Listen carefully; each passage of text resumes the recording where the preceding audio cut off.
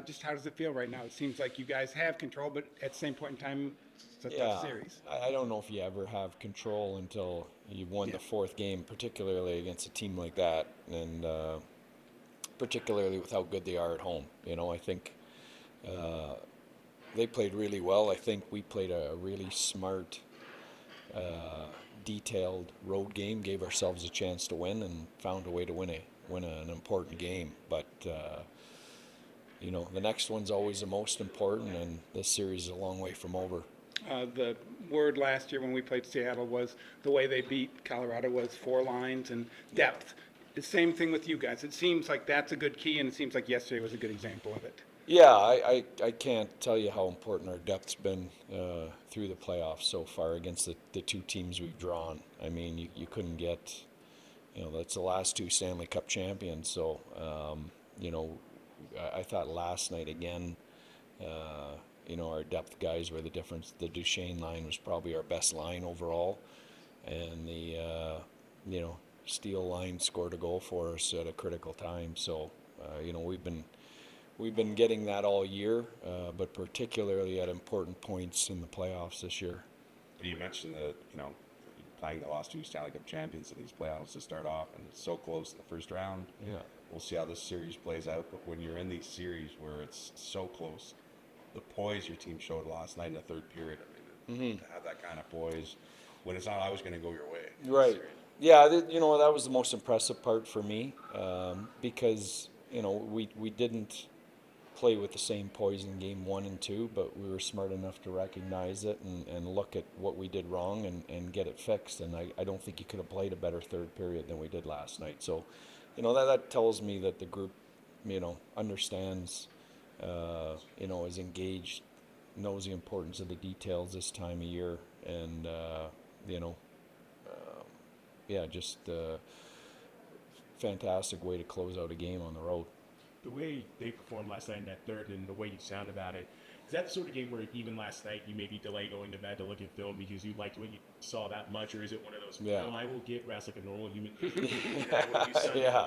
I refuse to watch film at night after a game. I've already watched the game. We always do it the next morning, even if we have to do it early. I think you just need that different perspective to get away from the game and the emotion of the game for the night to get some clear eyes on the film, so to speak. So we always do it the next morning.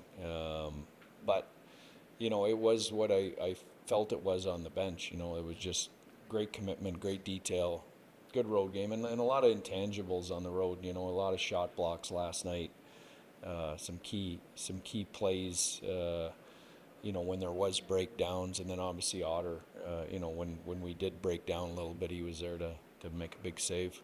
Sam Steele's leading your forwards in penalty killing minutes last couple of games. How important has he been on the guy? Yeah, what a great addition. I didn't know a lot about him. We played against him in the playoffs last year in Minnesota. I should have known when we signed him, the reports from the guys in Minnesota that everyone talked to was, boy, this guy's going to really help you, and they were sorry to see him go.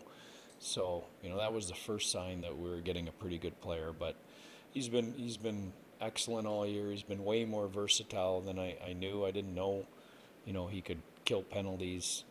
He's a first-round pick, so you see his skill level. He's got some good offensive instincts, but good in the face-off circle, can play center, can play wing. Just really a jackknife of a player, can do a little bit almost everything. So been really, really valuable for us. It came. Oh, go ahead. And Essa Lindell also obviously great on the penalty kill. His career all year, but how important has it been to have him back there, especially in the last 2 games? Yeah, Essa's been a monster for us, I think, in the playoffs. Strong, heavy, engaged, hard to play against. That group of defensemen, I think, a little bit underappreciated for how hard they defend. Everyone talks about the numbers, and you see Merrill fly up the ice and you see Harley fly up the ice, but those guys defend hard, and they're hard to play against, and they're tough around our net. And Essa's one of the leaders in those departments. because of Sam's skill and his numbers, he's kind of had a hard time finding a niche. They moved him all over in Minnesota. I think same thing in Anaheim. Is it good for a player to maybe just get that one job, one role, one line to play on it? Because it seems like it's helped him. Yeah.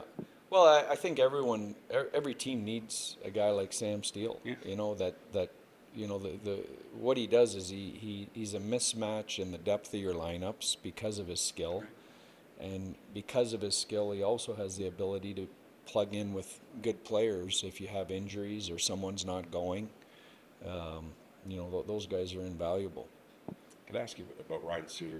You know, how delicate it is to deal with a guy that was one of the best for a long time. He's 39 now, and obviously he still has an important role in his team, but different than what he's been used to. Yeah, critical role for us, but a totally different role than he's played his entire career. And you know, we've gotten there in my tenure. You know, a little bit at a time. I think last year, you know, he played power play.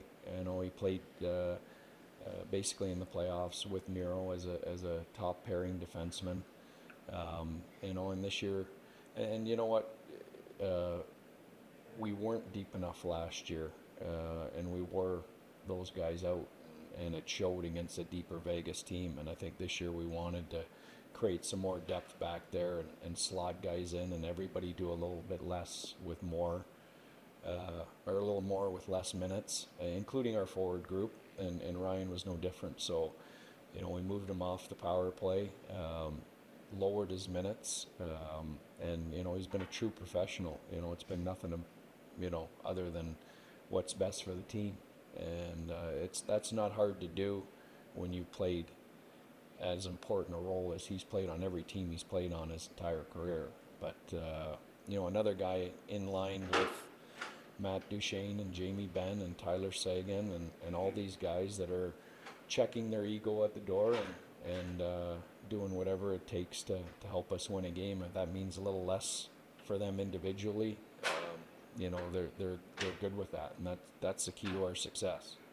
Tyler has played with a lot of arrogance in his career, but the injuries have kind of humbled him. But it just seems like he's found that right balance, because he does have the arrogance, which you need, I think, as a top player. Yeah. And he shows it at times right now, but he also has the hard work that I think the humbling has put in there. Well, he's at a different point in his career than he has been, and I think the injuries, you know, have given him, I would, you know, perspective. I think you have to play a different way for a couple of years. I think you get perspective as you get older in your career, and you know, you realize that you're not here forever, and the clock's ticking. And you know, he's one guy in our room that's won a Stanley Cup, but he did it at such a young age. He wants to do it again.